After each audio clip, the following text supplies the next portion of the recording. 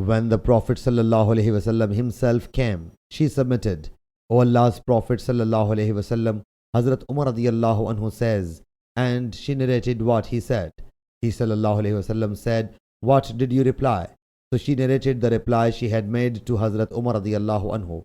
He ﷺ said, none is closer to me than you, as he and his companions have the reward of only one immigration, whereas you, or the people of the boat, have the reward of 2 immigrations. She says, I witnessed that Hazrat Abu Moosa Ash'ari and the other people of the boat would come to me in flocks and ask me about this hadith, for nothing in the world was more pleasing to and valuable for them than this saying of the Prophet ﷺ. Abu Burda says that Hazrat Asma said, Hazrat Abu Moosa Ash'ari radiallahu anhu would very often hear this hadith from me. Sahih Bukhari, Hadith number 4231.